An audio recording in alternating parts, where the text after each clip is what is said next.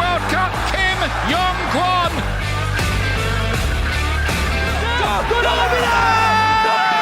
감독님입니다. 감독님이 역전을 만듭니다. 2000의 장면을.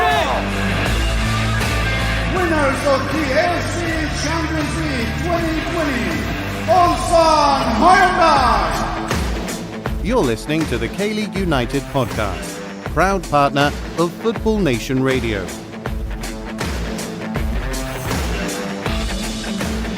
For the first time in a very long time, welcome to the K-League United Bunker. I'm your host, Ryan Walters, and we are back for another live edition of the K-League United podcast for the first time in an actual month, a full-on month it's been since we did one of these live. And I am joined by two gentlemen. Well, we're going to hit the highs and lows, gentlemen. I'm joined by Matthew Binns. Hello. And Dan Croydon. Hello, how's it going? Good. For me, overall, for me, things are good. There was this small tournament that happened, Copa America. I don't know if you guys followed it. I did, in fact. One of the few Blackburn internationals was on it. Ben Brereton Diaz. That's right. Sensation of the summer, the best English striker in the world at the moment. That's right. Yeah. Speaking of England, condolences. Well, hey, as an Ulsan fan, I'm very used to falling at the final hurdle.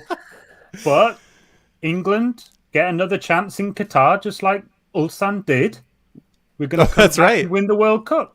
There you go. It's written. Yeah, might even be in the same stadium. Yeah, it probably is, right? three tigers on the shirt, is it? If you do the comparison, but yeah.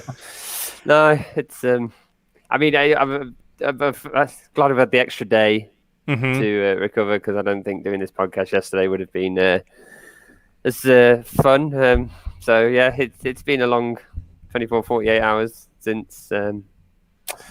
It's just crushing in the end, wasn't it? I definitely would not wear my inaugural Nations League winning USA jersey for you today to rub it in. I would not have done that to you guys. I wouldn't have. But this is the 2010 shirt. Nothing significant happened that year. We didn't have a match against England or anything that day. No, I wouldn't do that to you guys. I wouldn't do it. Anyway, let's move on to a tournament that we all know and love. The one that everybody in the world had their keen eyes on, and it's the East portion of the AFC Champions League. That's right. Everybody wanted to see those Beijing youngsters go out there and see what they could offer. And Dan's joining us here on time. We thought Dan was going to be joining a little bit late, so I think we'll switch the order here. We were going to start with Jeonbuk just because we always start with Jeonbuk, but I think we'll actually go in the order of the groups here, which means that we are going to start with Ulsan. But what we're going to be doing is we're going to go group by group, and we're going to talk about what went well, what didn't, name a standout team, a standout player, and we're going to name what the K-League teams can take back to the domestic league after this international competition. But, gentlemen, before we get into any of that, let's talk about AFC Champions League in general. This is the biggest edition of the tournament to date. There are 40 teams involved total, and surprise, surprise, with that, we also saw the most goals in the group stage, 340 goals scored in the group stages this year. The previous record was 303 in 2017, which, what an addition to the tournament that was, considering how many fewer teams it had, and they had only 37 fewer goals. But overall thoughts, Dan, let's start with you on this one. What was your overall impression of the expanded tournament? Let's say first in theory before we get into in practice. Okay, yeah, in theory, I'm very much for it. I think it's. I think the teams from the countries that were there for the first time, they started out a bit iffy, of course, but they grew into the tournament. I think definitely the Philippine team that was in the in Ulsan's group, Kaya. They did poorly at the beginning, if we put it mildly, but yeah, they grew into the tournament, and this is what is going to happen from now on. I mean, they can only improve. The more exposure they get, the better they will get, and everyone's healthier for it. in the long run, I think. So in the short run, I think with the way that it was done in the bubble format, it didn't suit those teams at all. Not hosting anybody, not having their own fans there. It's a tough way for them to start. But in the long run, the expanded format, the new countries, I think it can only be a positive, really. Sure. Yeah, I mean, I agree with it in theory, and that's why I think I specified for both of us there to start in theory. Matthew, in practice, and what we actually got in this year's edition, what were your main takeaways?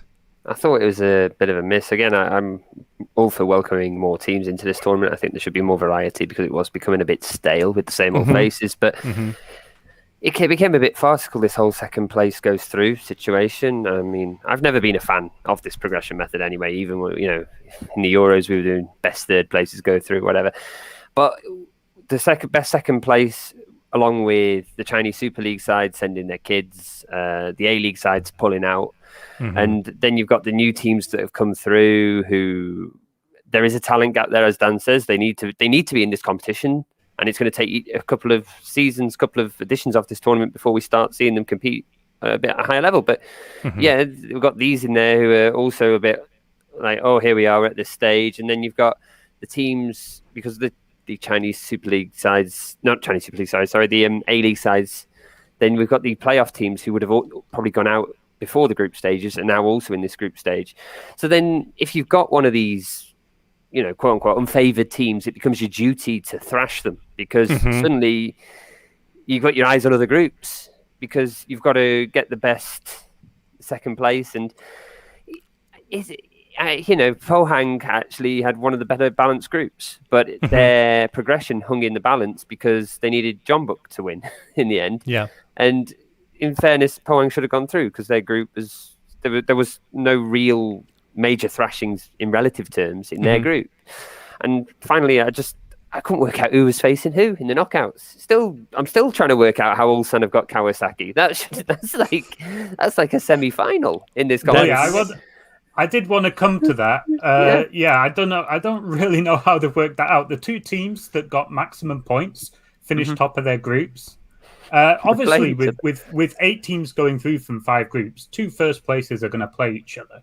But I mean, they ranked the second place teams, the best second place teams. Why aren't the best first place teams seeded in some way? So but all right. To be honest, the second place, you guys are jumping the gun a little bit. You're jumping the gun a little bit. We'll get there for that. Let me go back though to the second place thing. I didn't have a real problem with that. I think it added a little bit of an extra spice to the end of the round. Quite often the first 2 teams who's going through is decided, and you get that dead rubber game at the end that really nobody wants to travel for. So I think it added something to the competition, albeit a little bit oddly. I think, again, in theory, when we're seeing this in a more normal format, which next year is also going to be a bubble, AFC has already announced that we are going to see this again next year. I personally think that's a pretty smart decision, just because let's start planning ahead. The state of the world might be better next year, but I can't see it being better enough that we're going to have teams traveling from Japan to Australia, from Singapore to Korea, and so on and so on. But I like the idea of second place not being a guarantee, because I think it really puts emphasis on winning your group. And I think that we should have that emphasis on winning your group. But Matthew, like you were saying, the emphasis on thrashing other teams in this year's edition of ACL, there were 4 different teams that scored 7 or more goals. Daegu, Jeonbuk, Gamba Osaka, and Kawasaki Frontale did it twice. So yeah, we're going to see some pretty lopsided results there because of that. Again, I think as the tournament finds its feet in its current format, I think maybe we'll see a little bit less of that. I like the changes. I think it was a rough one this year, especially with the CSL side sending their kids. I mean, talk about feet to the fire. You got like an 18-year-old defender with Cecina come running at him. Good luck, kid. Have fun with that. But I don't know. Is that better or worse than the Australian teams pulling out? I don't know. I do know that it was better for those nations' coefficients. So I think we'll be seeing the tournament that I'm always talking about, by the way, AFC Cup. I think we're going to see A-League teams in that pretty soon. So for all of our Australian listeners, get to watching because it's a fun tournament. But anyway, let's move on. Let's talk about the top continental title. And Dan, since you are here from the beginning, we're going to do this in alphabetical order, which makes life easier for my brain, but not as far as our podcast rundown goes. But anyway, we're going to start with Group F, where Ulsan Hyundai, well, they did pretty well. They advanced doing okay. We'll talk about that. And also BG Pathum United got through as well on 12 points. But Dan, obviously we're going to start with you here. What went well for Ulsan? Well, yeah, they won every game. That's what went well. Yeah, it's not bad. Yeah, they got maximum points, and they only conceded the one goal. So results-wise, of course, I don't think it could have gone much better. The other great positive out of it, though, was that it had a feeling for Ulsan a little bit of pre-season. Strange to say, but it says we had so many players that are at the Olympic squad right now, and then we'd also welcome back 3 from Gimcheon, from the military team, and another player, Im Jong-un. He was doing his military service, but not with Gimcheon. He'd gone part-time and was with Pocheon in the K4. So getting those players integrated back in while still getting results was one of the real positives for Ulsan. We didn't go out there and really thrash any team. I think the most goals we scored was 3 in that first game against Vittel. You know, we left it to the last minute to get a 1-0 victory. So perhaps we could have scored a few more goals, been a bit more fluid, but I don't think that's what Hong Myung-bo was looking for. He was looking more for getting the squad together, not expending too much energy, get these players integrated back in, and, you know, winning all the games. You can't really fault anything, really. Yeah, and obviously a lot of the emphasis is going to be on that integration and the players that were scoring a lot of the goals. At the back, however, Ulsan kept 5 clean sheets in this. Again, like you said, they only conceded once. That's as many as they had managed in their 15 previous ACL matches. So they are doing quite well defensively. And also on that note, they have not conceded more than a single goal in any of their last 16 ACL matches, and they are on a 15-match winning streak, which extends their own record. They set a record of 11 straight wins, and then they beat their own record, and they currently have it at 15 games, and you've got to hope that they're going to extend that. But again, we'll talk about that in a minute. Matthew, stay silent. We're coming to Jumbook. But no, actually, Matthew, I will come to you for this one. Because we're going to talk about what didn't go well, and that's kind of for the group as a whole. Obviously, we have a focus on K-League teams here, but was there anything in this group that you didn't think went well overall for the group?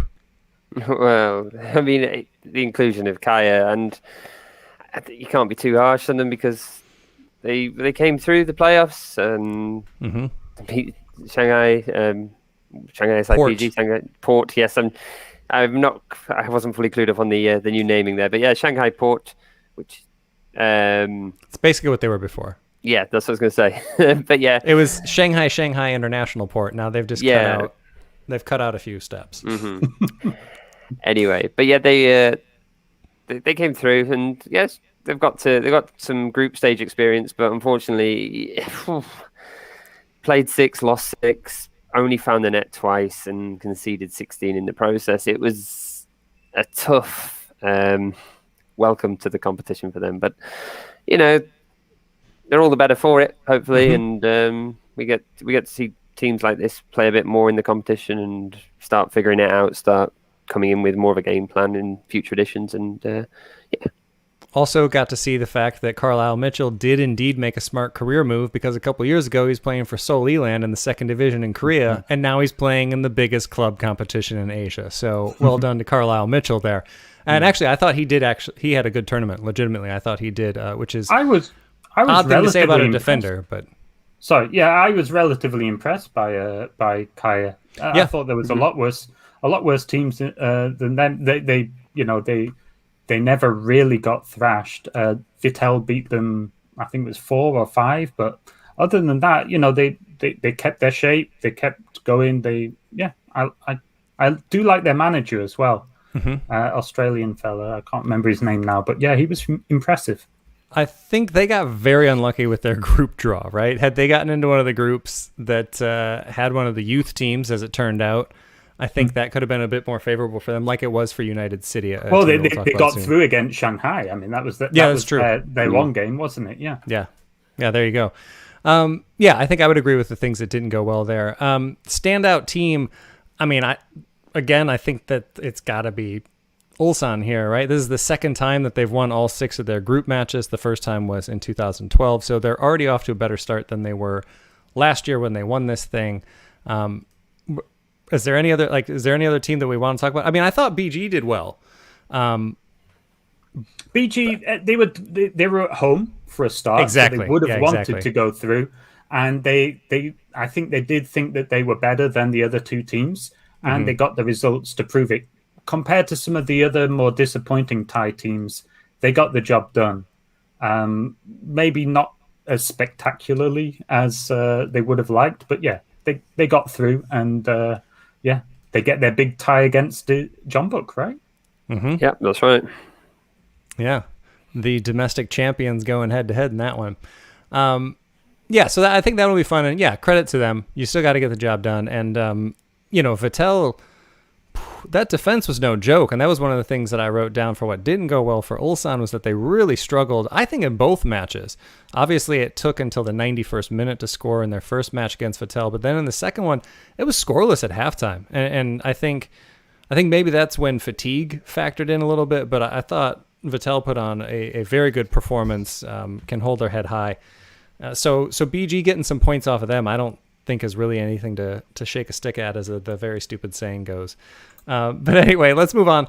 Let's talk about the standout player in this group and why it's Vako. Dan? He did well, didn't he?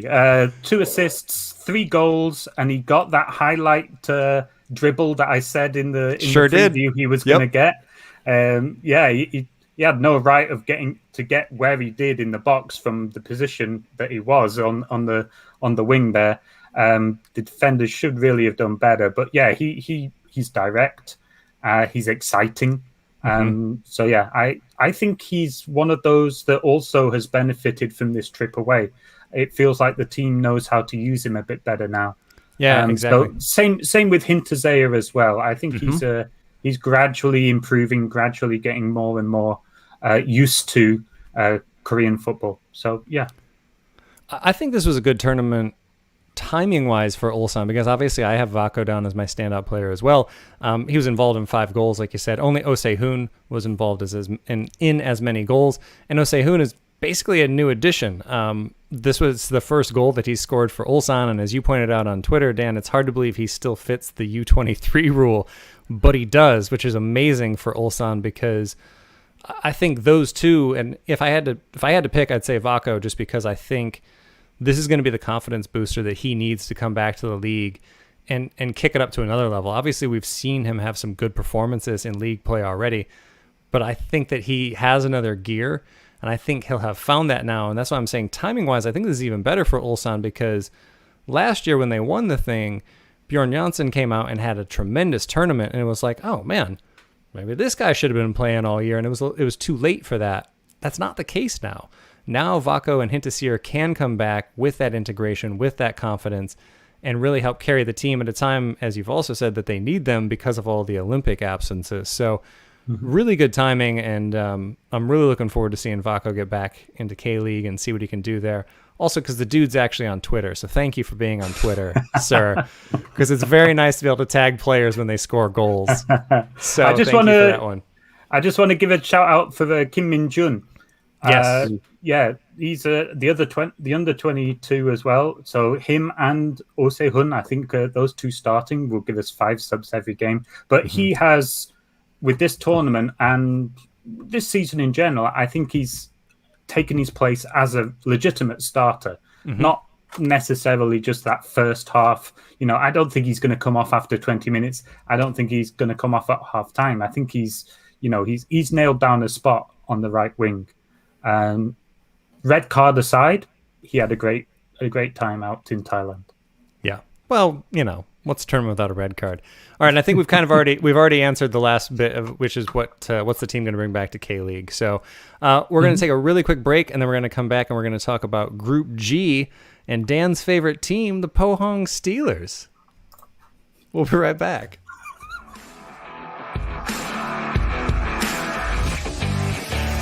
Fans, we want to hear from you.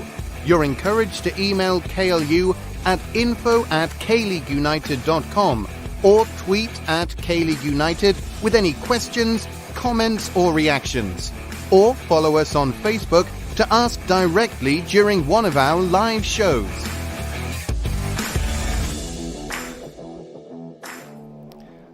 Welcome back to the K-League United podcast. I'm your host, Ryan Walters. I'm joined by a very silent Matthew Binns and Dan Croydon. Don't worry. Yep, no, I'm even cutting you off here. Sorry.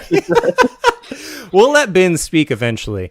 You know what, actually, Matthew, let's have you start this group, because I know you should love Pohang, because basically they're Jeonbuk's feeder club in so many ways.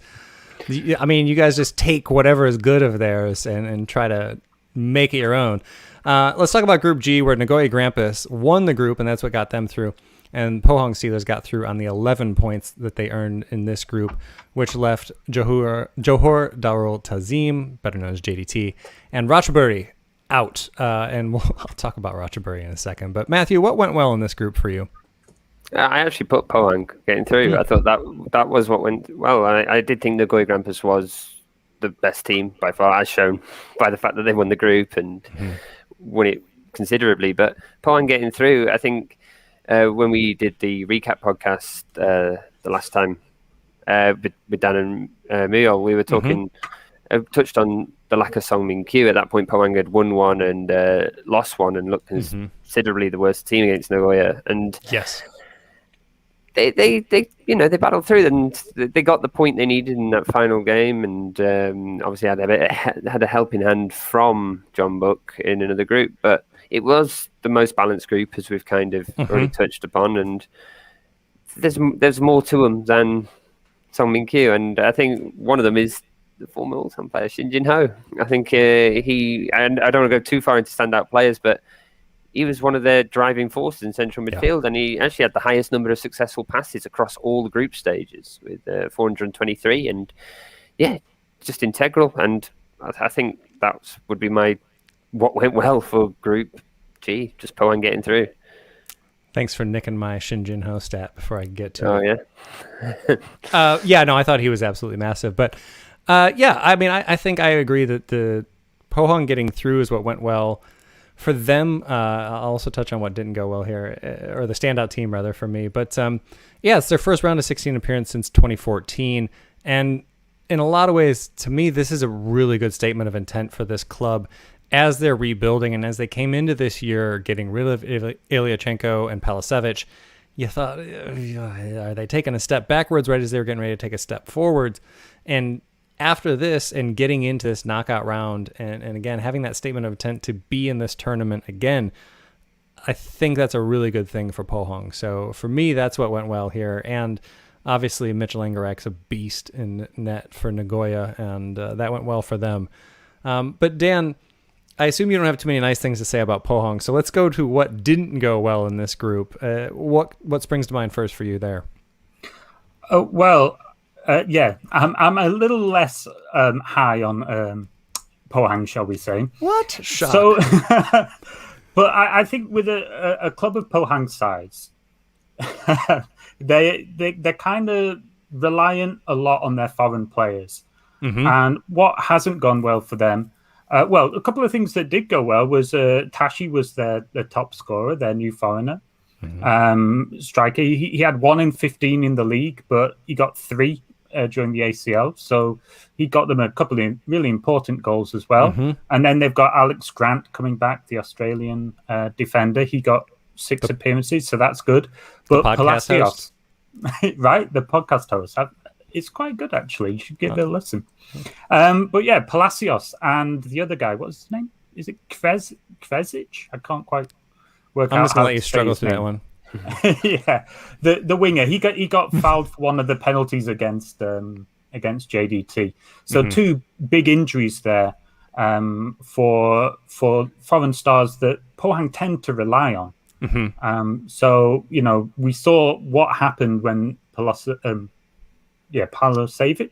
and Ilyachenko left. It's taken some time for these guys to come in. And two big injuries. It's not ideal at all. So coming back to the K-League, they're going to be a big miss, I think.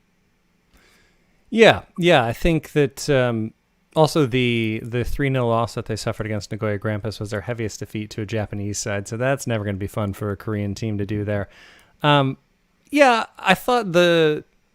thought what I was going to say didn't go well for them. I think did end up going kind of well by the end of it, like you were saying, Matthew, with their reliance on Sung Min Kyu, because you could see that they were kind of playing that same way in the second match, just kind of waiting for somebody to fill his role, and nobody did, nobody could.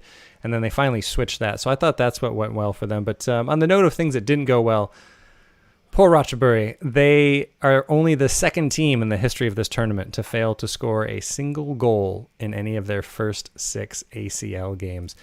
The first team happened last year, so it's a recent trend. But Ratchaburi, I didn't think they were, I don't know. It would have been a shock if they would have won a game, I'll say that. But I don't think they were don't score in any of your 6 games bad. I thought they had some fine moments, and obviously they held Pohang to a 0-0, which really looked like it could have doomed Pohang for a second there. That looked like somebody might have leapfrogged them. And honestly, had Kichi, a team we'll talk about shortly, had Kichi had a better goal difference, then they would have gotten past them. So, but that speaks to what you were talking about, Matthew, of, you got to go out and you got to score the goals, you got to do the things. So Pohang ended up doing that. But let's move on to the standout team, and I'll start here because I got thoughts in this group, and it's JDT for me for all of the wrong reasons. This is a team that had Safawi Rashid coming back from Portugal.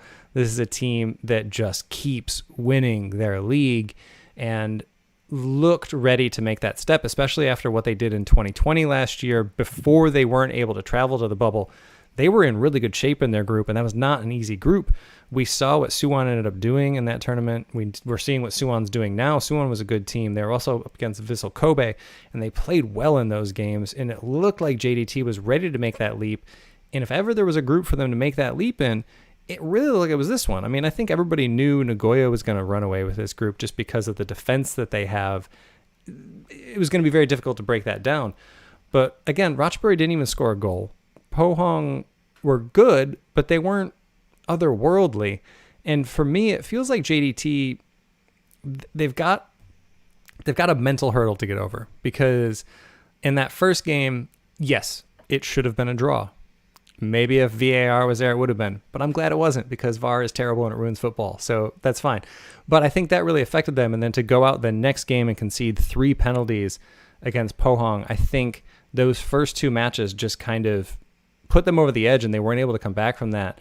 And I think that's a really big shame, because again, this is a team that I feel needs to carry that torch for Southeast Asian football, and they just aren't right now. And that was a really big disappointment in this group for me.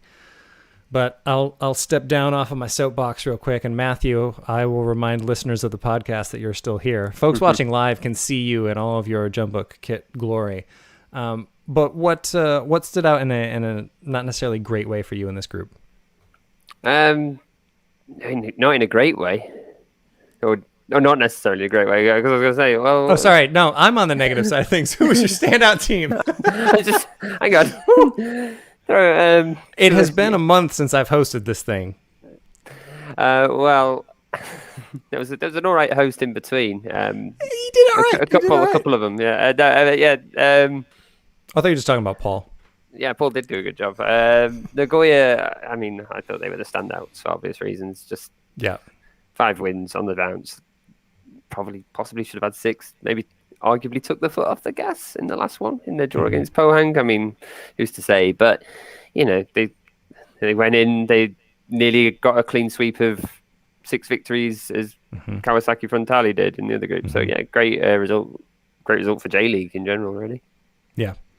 Yeah, and that brings us to the standout player. And for me, you've already touched on the guy that I was going to bring up, which was Shin Jin-ho, a man that you're very familiar with, Dan, from captaining your side to the ACL title last year. And nobody created more chances for Pohang than the 14 that he created. Im Sang-hyup, interestingly enough, also had 14 chances created. But, I mean, he's just a boss in the midfield, and it looks like he's really grown into that system, and he's made the transition over. And you can see how integral he was to Ulsan's run last year, seeing him for another team and seeing him lift them to that status. I thought he was just fantastic. Was there any player other than Shin Jin-ho that you thought was a standout in this group, Dan? Well, no, I can't look past him. He was fantastic, of course, and he slotted straight back in at Pohang. He just showed that he's got the class to run a midfield. Certainly making chances wasn't Pohang's problem. It was taking them. Yes, that game against Ratchaburi, how they didn't score in that game was ridiculous. So yeah, I think standout player Shin Jin-ho. I bet he wishes he still had Junior or maybe an Ilyachenko in front of him. Well, yeah, Ilyachenko could or should have been there. Those are one of the things I wrote down for this group. Could you imagine if Pohang still had Ilyachenko and Pelasevich on their team? It would have been glorious. But that leads into what I think they can take back to K-League, which is hopefully the form of Boris Tashi. It's 3 goals, 82% passing accuracy, had a couple of touches in the box per match. He was only called offside twice the whole time, so he's playing intelligently. And he also had a handful of interceptions while he was over there as well. So a good tournament for him. And like we were saying with Vako earlier, I think it does take players time to settle in, and hopefully this tournament can be that springboard for him. But was there anything else for Pohang for you guys before we move on to the 2-time domestic champions? All right, let's move on. Yeah, okay. Okay, let's talk about Group H, where only one team made it out of this group, and that one team was the inevitable. It was Thanos. It was Jeonbuk Hyundai Motors making their way through. And Matthew, what went well for them in this group? What went well for Jeonbuk or what went well for the group? Because I wouldn't actually say they're the same thing. I think Jeonbuk obviously did do very well in this group, but I think what went well for Group H is actually Chiang Rai United. I think they came into this tournament as playoff contenders, and they were bumped up due to the withdrawal of Sydney FC. And with the A-League heavyweights, they may well have changed the final complexion of this group. Were they in it? But they weren't. And Thai FA Cup winners, they made the most of their opportunity. They finished third, but they earned 2 wins against Tampines Rovers. They got 2 hard-fought draws against Gamba Osaka, and they lost twice to Jeonbuk. But I think that was a good showing from a team that was possibly going to have a difficult playoff contention. So yeah, found them there surprisingly, but they fought well, and their games against Jeonbuk as well were quite closely contested. They put in a good showing against them. So I'm looking forward to seeing more of Chiang Rai United if they can qualify for the next edition of this competition. That's 2 in a row that they've done quite well. Obviously, they beat FC Seoul last year in this edition, or in that edition of the tournament. And I'll say it again, they do have one of the best nicknames, the Beatles. They have a massive war beetle. It's a beetle carrying a war flag into war. That's their crest. It's amazing. They deserve to win games for that alone. So yeah, I agree. I thought it was a good showing from them. Quick fun fact in this group for you, Matthew. That was Jeonbuk's first win over Gamba Osaka since 2006. They had played each other 4 times since then. And Jeonbuk didn't manage to get a win until that last game when they did. And that is what went well for me in this one, is that Jeonbuk eliminated a J-League team. Because had they got the draw, might have been enough maybe, but nope, no thank you. None of that. Revenge for 2015, where Gamba Osaka cruelly scored in the last minute to knock them out of the quarterfinals, with Jeonbuk just about to go through on away goals. So yeah, it's come back round for Jeonbuk on that front. But yeah, so it did go well for Jeonbuk in that sense. I think there were questions about Jeonbuk's form coming into this competition. I actually doubted how well they'd perform in this competition. I thought Chiang Rai would cause them problems, which they did to a degree, but not in terms of results. And yeah, they just dropped 2 points at the whole group stages. And that was against Gamba Osaka, of course. But yeah, it's allowed. I think it's worked well for Jeonbuk. This similar way that Dan said that for Ulsan, it's kind of had an element of preseason friendliness to it. For Ulsan, for Jeonbuk, it's allowed their players to refine their goal scoring touch. I think, there's players that have been anonymous all season. Gustavo, one of my standout players, not my standout player, but definitely one of them. And he's 7 goals. He's currently leading the eastern side of this competition. He's actually only 2 goals off. He's 2 goals off the lead, which is by Michael Olunga of Al Duhail, but they're actually out of the competition now. So he's got a good chance to catch him up as well. So yeah, I think just on that, 7 goals. That's what Junior got last year. That's what the amount of goals that got you the golden boot. So he's already there. Yeah. Exactly. I mean, he did benefit from facing Tampines Rovers, who I think we're probably going to talk about. Didn't go well in this group, but yeah, Tampines Rovers, Jeonbuk scored considerably against them. Yeah, let's move on to what didn't go well. Dan, why is the answer Tampines Rovers?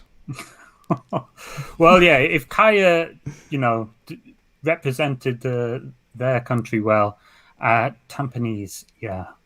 Well, I mean, the results speak for themselves. There's not much more you can say about it. Apart from they did bounce back the game after. I can't precisely remember the score, but yeah, the first one they lost 9-0, was it, against Jeonbuk? Yeah, first one 9-0. And the second one they did marginally better. They didn't throw in the towel completely. But yeah, not good at all. Yeah. I mean, again, tough going up against the reigning champions of K-League there, but would have expected a little bit more from them. Not necessarily as much as I was expecting from JDT, obviously, but I guess I'll give them a mulligan, but I thought that's definitely what didn't go well in this group.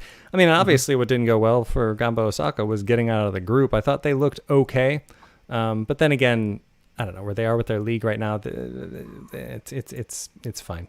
So the standout team, Matthew, I'll bring you back because I'll let you talk about Jeonbuk. Go ahead, go on. Well, yeah, I mean, it is Jeonbuk. I mean, either Jeonbuk played really well, or there's a case now that Yangju Citizen could probably compete in this competition. But yeah, get them in there. Yeah, I'd love to see it. I'd love to see it. I hope they do well in the FA Cup.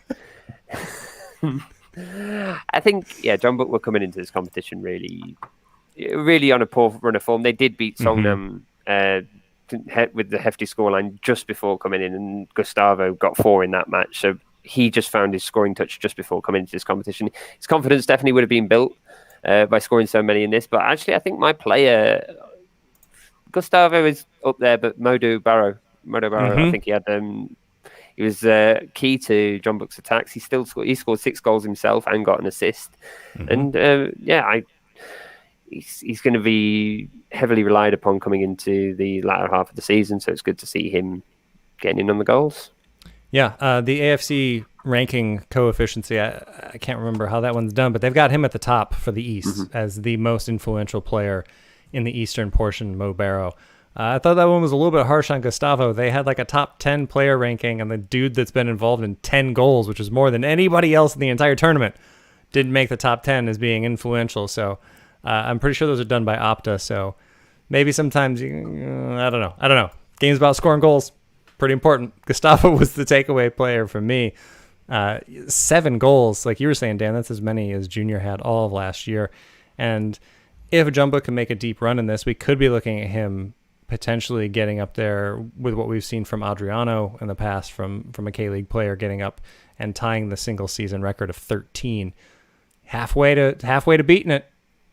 Go on and hope that you play Tampines Rovers again and get 4 goals in a single match again. But yeah, I think there were a couple of standout players there, and I think it should also be noted that we've talked about Ibam Young before, but I thought he did well stepping in.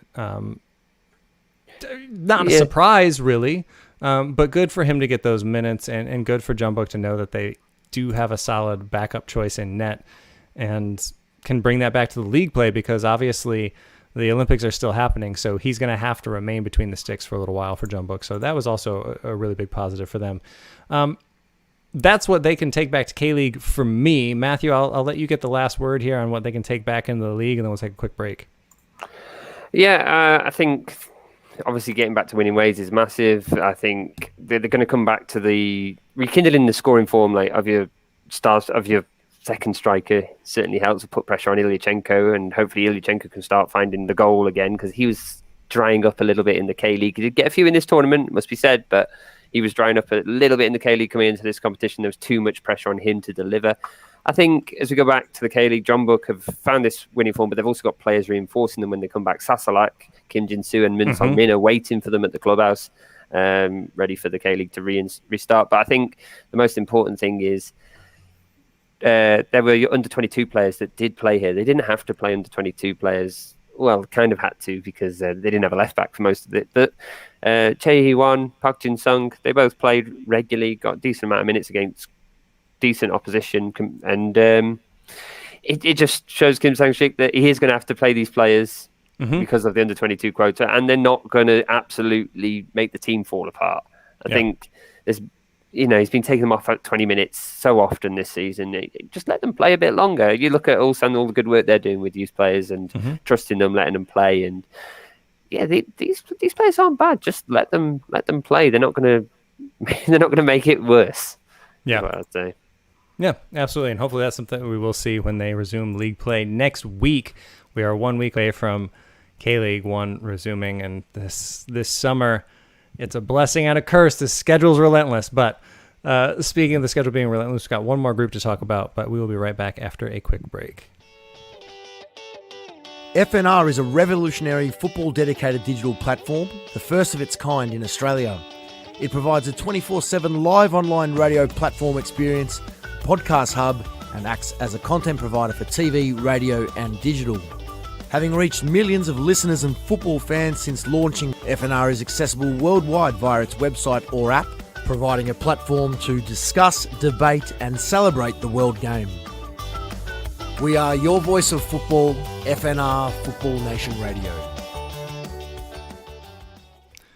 Welcome back to the K-League United podcast. I'm your host, Ryan Walters, joined by Dan Croydon and Matthew Binns. And gentlemen, we've saved the best for last. We've saved the Sky Blues. We were going to talk about... We're just going in alphabetical order here, but everybody loves Daegu. Everybody loves Daegu. They did not win their group, however. They did not win Group I. That was, surprise, surprise, Kawasaki Frontale won this group because they win everything in front of them, basically. But Daegu did get enough points, and especially they needed to win in their last match against United City, and they very comfortably did so. I think that was one of the key takeaways for me for Daegu, is that they saw that pressure and they stood up to it and they did well. And they beat out United City, as mentioned, and a very different looking Beijing FC side. It's one of the few teams that still got their corporate name, but they're Beijing FC in this tournament, just so everybody knows what's going on there.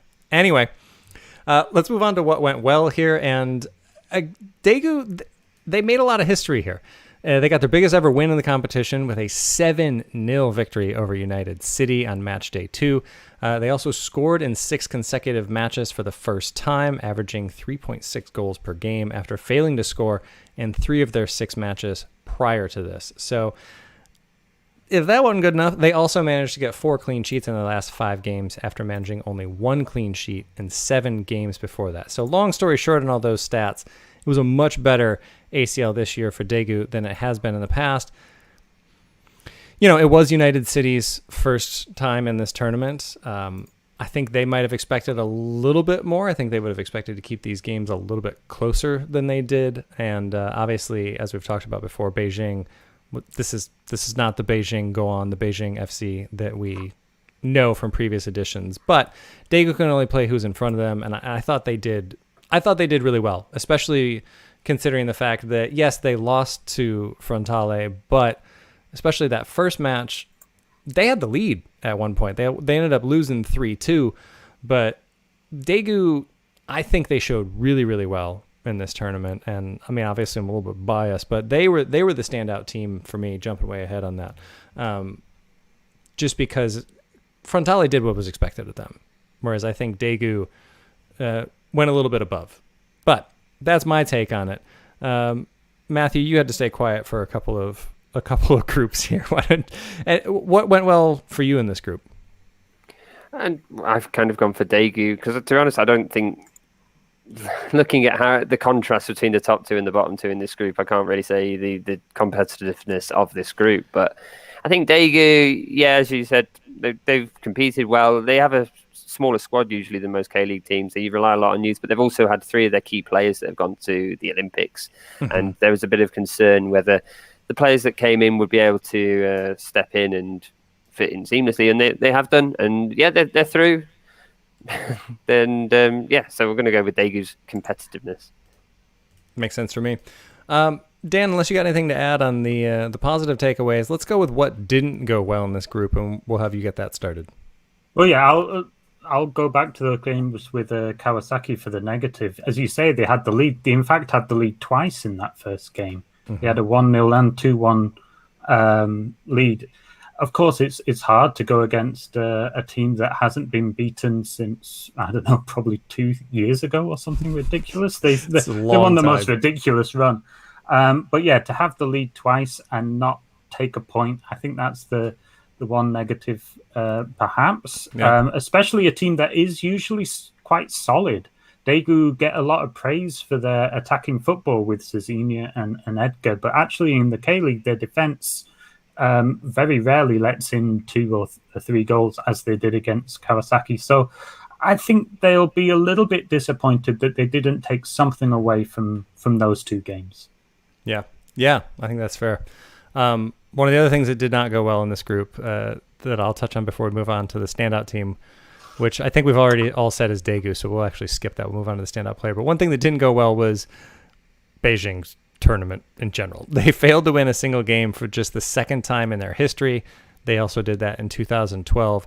And the 3 goals that they managed is the fewest for that team ever in this tournament. So, again, I don't know what you expect when you're sending the kids, but that's in the history books now. It's in there. So yeah, this is the problem for these Chinese teams. They've got the caveat, but it is their team. It's the team that they sent, and the history books will show that they got thrashed 7-0. So yeah, It's not a good look. Yeah, and in a few years' time, everybody will remember, but it'll still be fun to talk about. Anyway, I think we all agreed that Daegu was the standout team for us. I think obviously Kawasaki Frontale is just ridiculous. They're just ridiculous. Yeah. They scored 27 goals. 27 goals in 6 games. Well, yes, that's absurd. Ulsan have this 15-game unbeaten run, and we'll see if we can make it 16. The one thing I'm getting ahead of ourselves a little bit, but Ulsan have played Kawasaki in 2018 and 19 in the group stage, and they didn't go through. The Kawasaki didn't go through. They were third both those times. Ulsan haven't lost. I think, 4 games, Ulsan 2 wins, 2 draws. So recent history is on our side, but obviously Kawasaki they've stepped it up a notch the last 2 years, shall we say. They're okay. They might be good at this whole football thing. And I think that leads us on to the standout player. And Matthew, why don't you get us started? For the group, I could lazily say Leandro Di Maio of Kawasaki Frontale because he got the most goals. Sure did. I think you could point also to Yasuto Wakizak.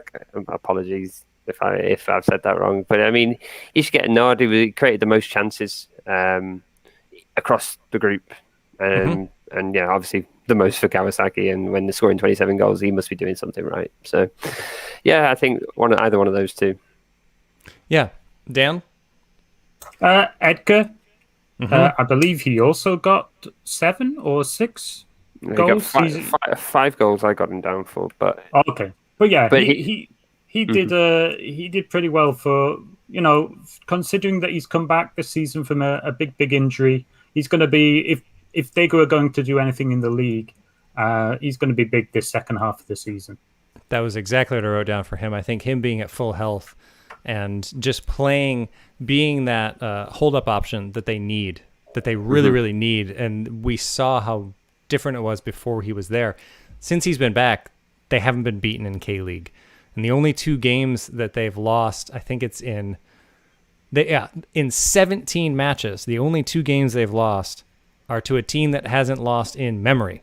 They've lost twice, and it was both times against Kawasaki Frontale.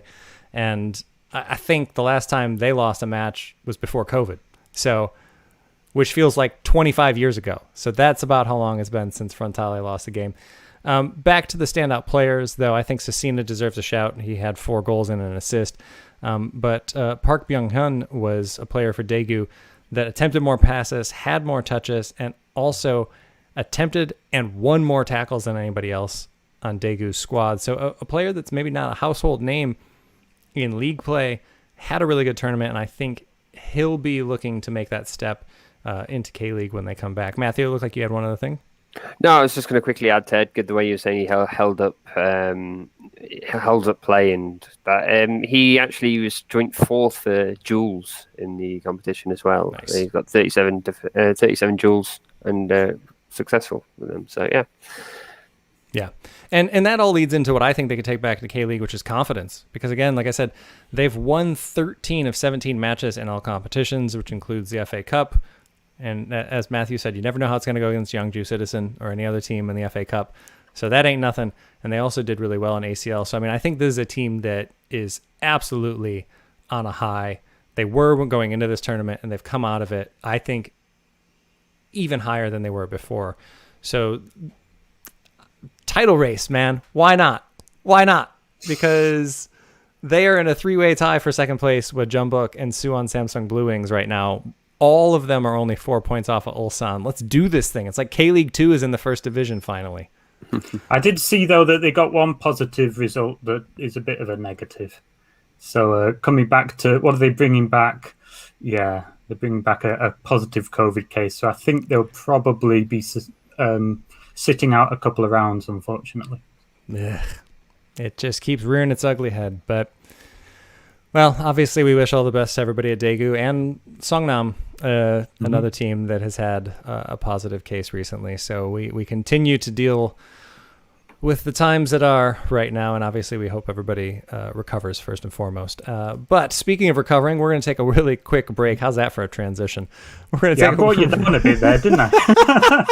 We were ending on a positive note. It's like, oh man, they're doing it. They're going to come back in the league and kill it. Yeah. Oh, speaking of death. Anyway, how's that for a dark transition? Let's take a break, and we'll be back for the mailbag.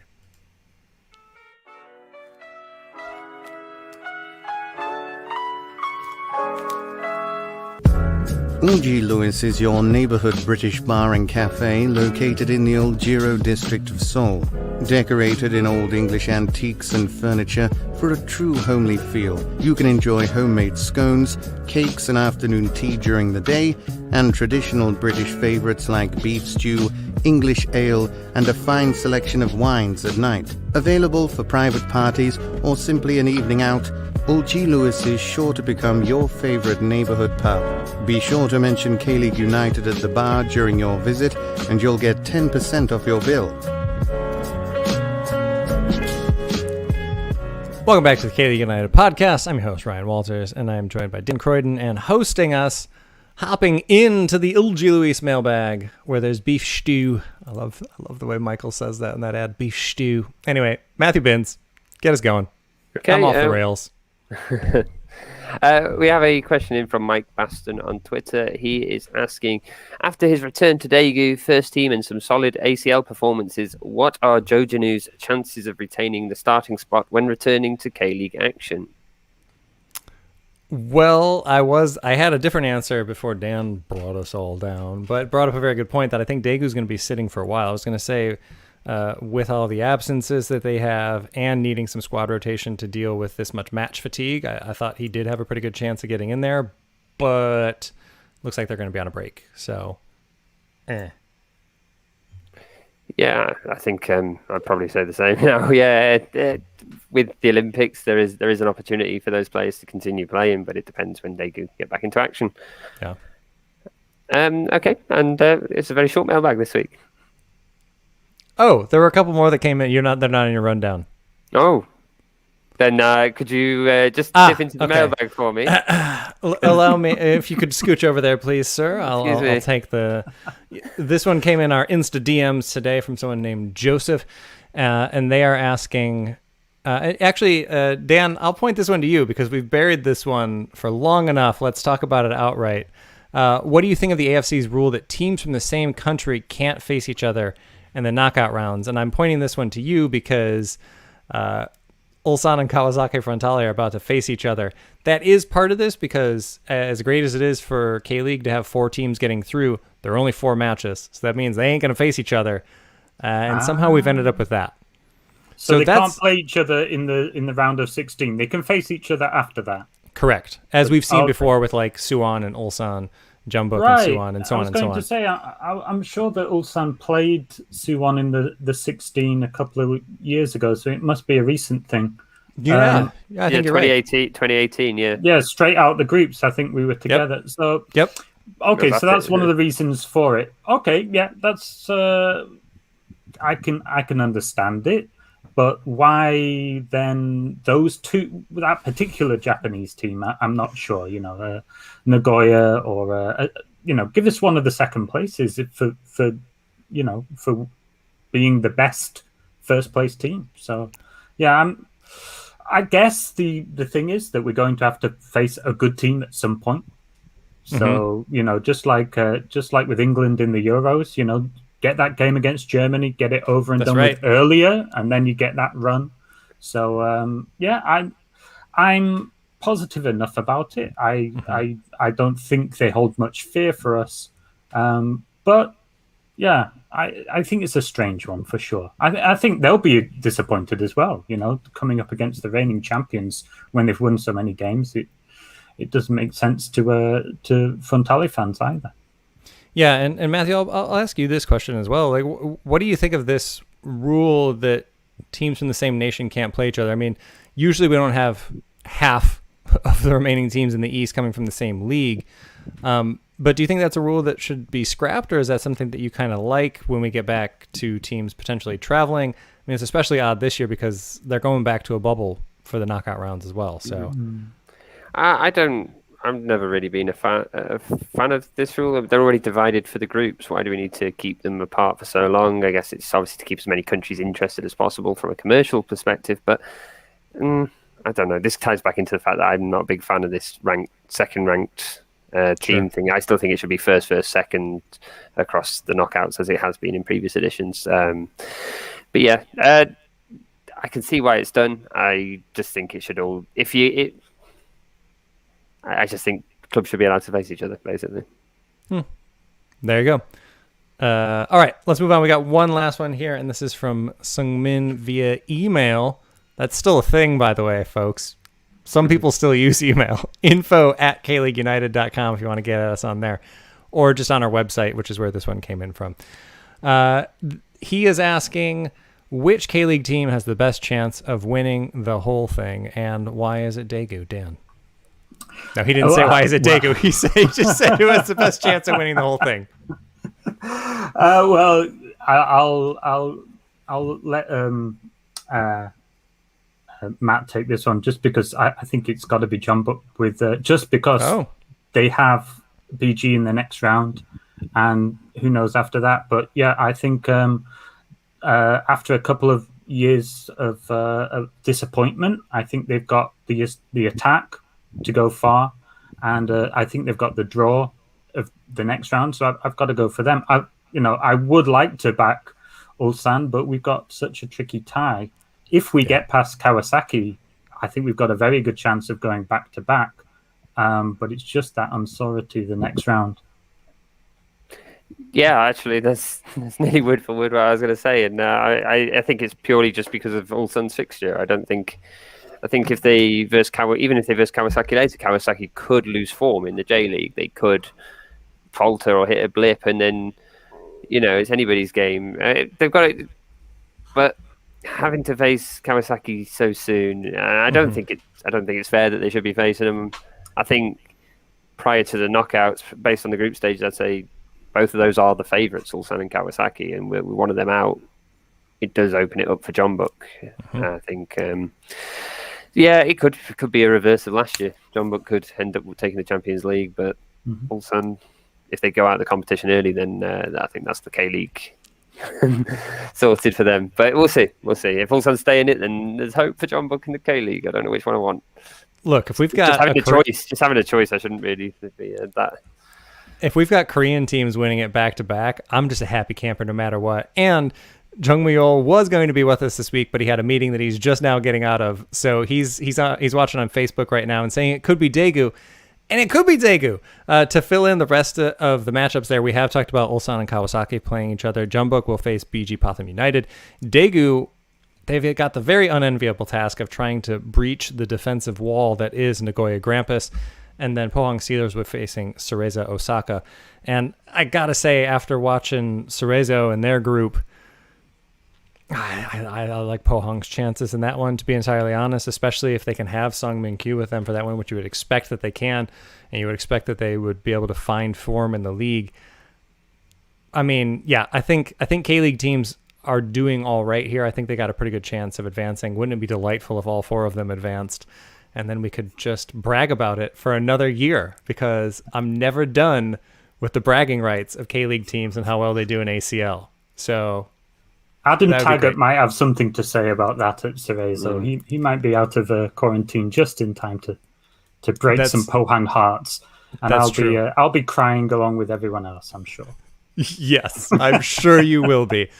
All right, that's it for the mailbag this week. But before we get out of here, and because we've got Dan here, we do have some exciting things coming up on Patreon soon. K-League Survivor is due back next week. Dan, it's been 10 years since we've done this. Can you remind people what that is? Sure. Is it back next week? Blimey. Oh, yeah. The league's back. Yeah. So basically, when every team is playing in K1 and K2, you have a choice of who you think will not lose their game that week. Simple as that. Who won't lose?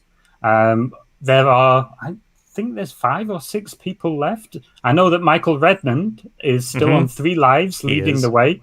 And there's a few people teetering on their last life.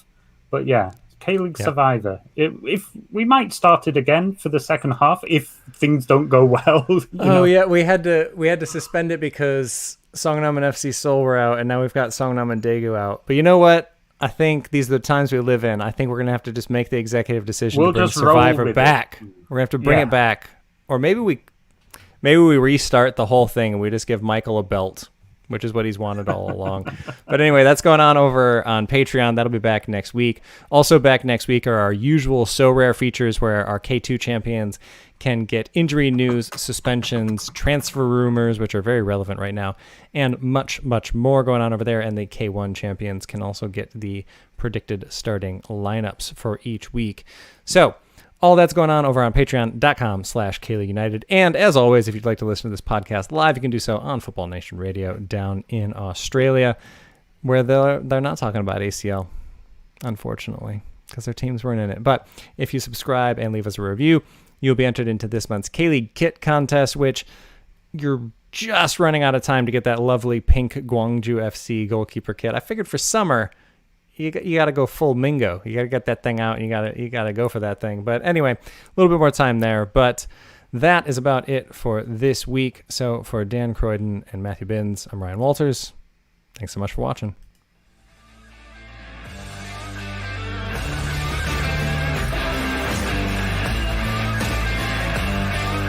정주성 고공 폭격기 김신우